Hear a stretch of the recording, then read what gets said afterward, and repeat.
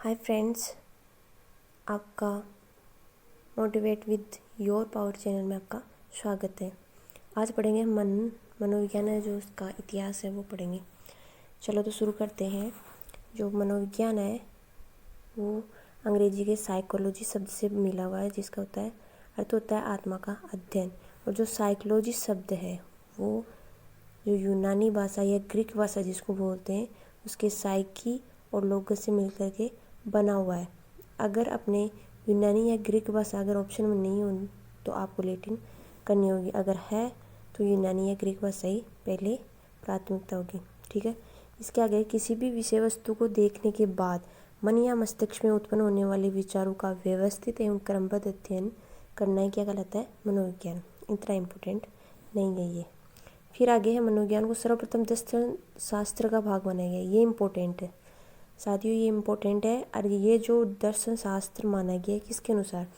मतलब जो अरस्तु की पुस्तक है डी एनिमा के अनुसार मनोविज्ञान को दर्शन शास्त्र का भाग माना गया है। अरस्तु की बुक है डी एनिमा, उसके अनुसार जो है मनोविज्ञान को दर्शन शास्त्र का भाग माना गया है। फिर आगे मनोविज्ञान का जनक अरस्तु को मानते हैं। फिर है साइकोलॉजी शब्द का सर्वप्रथम प्रयोग 1590 में रूडोल्फ गोएटले द्वारा मनोविज्ञान की प्रथम पुस्तक साइकोलॉजिया में लिखित रूप से किया गया। ये इम्पोर्टेंट है फ्रेंड्स, ये क्वेश्चन आया हुआ भी है एग्जाम में कि जो साइकोलॉजी जो शब्द है उसका सर्वप्रथम प्रयोग कब किया गया? 1590 में। और किसके द्वारा किया गया? रूडोल्फ गोएटले के द्वारा। और जो उसकी पुस्तक है साइकोलॉजिया उसके अंदर किया गया है। फिर आगे आत्मा का विज्ञान, जो कि 16वीं शताब्दी में आत्मा का मनोविज्ञान माना गया था। उसके समर्थक है अरस्तु, प्लेटो, डेकार्tes, सुकरात, रेविनी और रूडोल्फ गोएटले। तो आपको ऐसे याद नहीं होगा, तो इसके लिए मेरे पास एक ट्रिक है, मैंने तो इसी से याद किया है, तो आप भी इसको ले सकते हैं, खुद अपनी बना सकते हैं। ये ट्रिक है अर अरी प्लेट मत काट। अर अरी प्लेट मत काट। तो इसके अंदर जो है, जो अर है उसका जो अर्थ होगा वो होगा अरस्तु। ठीक है। और जो अर का मतलब हो गया अरस्तु, जो अरी का मतलब हो गया अरिस्टोल, और प्लेट का मतलब होगा प्लेटो, और जो मत है इसका कोई अर्थ नहीं है, और जो काट है उसका मतलब हो गया डेकार्टे। ठीक है फ्रेंड्स। फिर आगे है, गेरिट ने साइकोलॉजी को दो भागों में बांटा, साइकी और लोगस। उसके आगे चलते हैं अपन। फिर आएगा मन और मस्तिष्क का विज्ञान, जो कि 16वीं शताब्दी के अंदर 16वीं या 17वीं शताब्दी के अंदर ये माना गया था। इसके समर्थक है पंपोनोजी है, जॉन लोक एरिचेरी है, थॉमस रीड है, फेस्टोलॉजी है। इसको भी अपन ट्रिक से याद करेंगे। नोजी कली लोक कर थाम। ये जो ट्रिक है वो मतलब जो लड़कियां होती है वो नाजुक होती है, कली भी बोल सकते हो उसको आप। और तो वो स्कूटी जो आजकल बहुत सारी लड़कियां गर्ल्स चलाने लग गई है, तो उसमें क्या होता है कि जो लड़की लोग कहीं ठोक देती है। ऐसी बात नहीं है, पर ऐसे मजाक में अपन इसको याद रखने के लिए बनाया गया है। तो लड़की को बोला जा रहा है कि नोजिकली लोग कर थाम, स्कूटी जो भी है उसको नोजिकली लोग करके थामो। ठीक है। तो इसके अंदर नोजी आएगा उसका पंपू नोजी हो जाएगा, जो कली है उसका ब्रक कली हो जाएगा, जो लोक है उसका जॉन लोक हो जाएगा, और थाम का मतलब थॉमस रीड हो जाएगा। फिर बाद में जो पंपोनोजी है उन्होंने साइकोलॉजी को दो भागों में बांटा था, साइकी और लोगस। इन्होंने इसका अर्थ बताया था मन और मस्तिष्क का अध्ययन करना।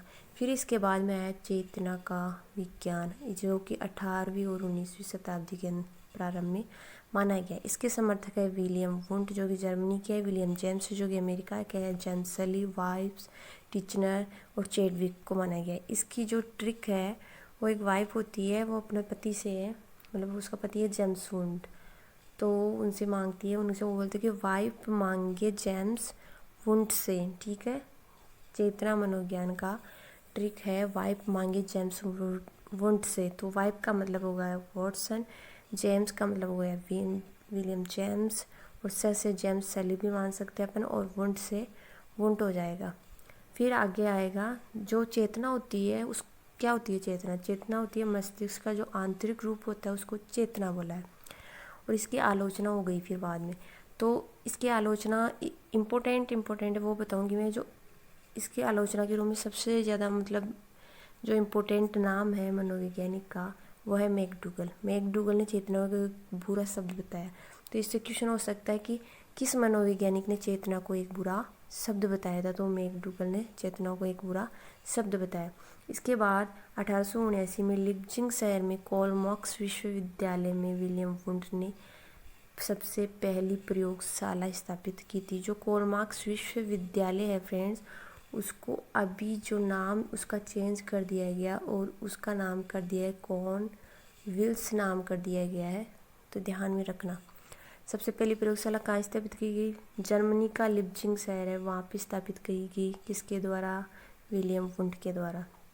और जो विलियम वुंड है, इन्होंने ही 1880 में मनोविज्ञान को स्वतंत्र विषय बनाया, स्वतंत्र विषय का दर्जा दिलाया। अब देखो फ्रेंड्स, जो 1890 से 1905 का जो समय आता है, उसके अंदर जो है मनोविज्ञान में कुछ भी मतलब नए आविष्कार नहीं हुए। तो उसको मनोविज्ञान का बंजर या शांत काल बोलते हैं। मतलब एकदम शांत काल था, इसमें कुछ भी इसका नया आविष्कार नहीं हुआ। आगे है व्यवहार के विज्ञान के रूप में। तो जो 20वीं शताब्दी है वो मानी जाती है व्यवहार के विज्ञान के रूप में। इसमें जो समर्थक है वॉटसन है, स्किनर है, पावलोव है, हल है, वुडवर्थ है और मैकडूगल को माना जाता है। इसके लिए भी ट्रिक है।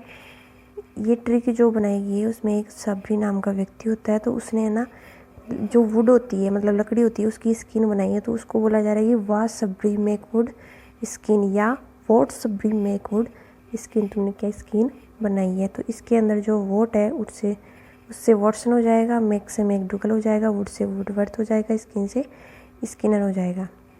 अब आगे जो हमारा व्यवहार होता है, वो व्यवहार क्या होता है? मानसिक स्थिति का बाह्य रूप होता है, वो क्या कहलाता है? व्यवहार। अब देखो फ्रेंड्स, आगे जो डेफिनेशन है वो वुडवर्थ की है और वो इम्पोर्टेंट है। वुडवर्थ क्या कहते हैं कि सर्वप्रथम मनोविज्ञान ने अपनी आत्मा का त्याग किया, फिर अपने मन को त्यागा, फिर अपनी चेतना का त्याग किया और अब वह व्यवहार के ढंग को अपनाता है। इसको क्या बोलते हैं? मनोविज्ञान के जो वुडवर्थ है उन्होंने ये डेफिनेशन दी है। फिर इसके आगे है जो ये यहाँ से फ्रेंड्स कट हो गया है। तो ये जो आगे की बातें लिखी हैं वो रूसो के लिए लिखी गई है। रूसो एक मनोवैज्ञानिक थे जिन्होंने जो मनोविज्ञान आंदोलन है उसका सूत्रपात इन्होंने ही किया था, रूसो ने। और इसके जो समर्थक है वो मारिया मोंटेसरी थी। और इन्होंने कहा कि बालक को उनकी योग्यता, रुचि, प्रवृत्तियों, अवस्था के अनुरूप ही शिक्षा देनी चाहिए। मतलब उसकी योग्यता क्या है, ऐसा नहीं कि बच्चा समझ नहीं पा रहा लेकिन उसको मैथ पढ़ना अच्छा ही नहीं लग रहा लेकिन उसको मैथ ज़बरदस्ती पढ़ाया जा रहा है। तो उसकी योग्यता, जो रुचि है, प्रवृत्ति, उसके अनुसार ही उसको शिक्षा दी जानी चाहिए। शिक्षा में मनोविज्ञान प्रवृत्ति लाने का श्रेय भी जो है ये प्रकृतिवादी विचारक रूसो को ही है। और इनकी बुक है जिसका नाम है ईमाइल। और ये कहते हैं कि बालक एक पुस्तक है जिसे प्रत्येक शिक्षक को आधे उपांत पढ़ना चाहिए।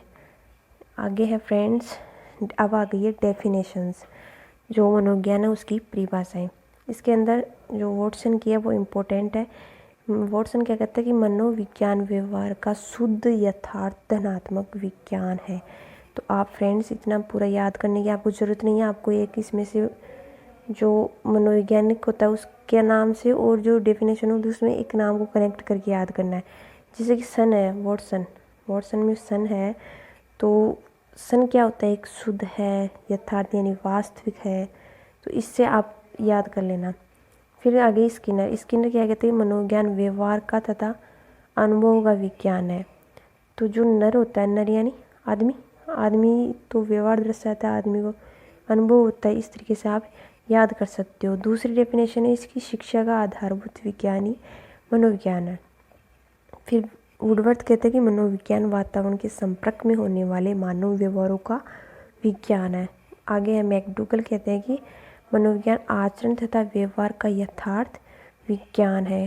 फिर क्रो एंड क्रो कहते हैं कि मनोविज्ञान व्यवहार व मानव संबंधों का अध्ययन है। जो मानव संबंध होते हैं उनका अध्ययन क्या कहलाता है? मनोविज्ञान। फ्राइड है, देखो फ्राइड को कौन नहीं जानता है? फ्राइड का तो जहाँ पर भी अचेतन का नाम आ जाएगा ना तो वहाँ पे फ्राइड ही होगा।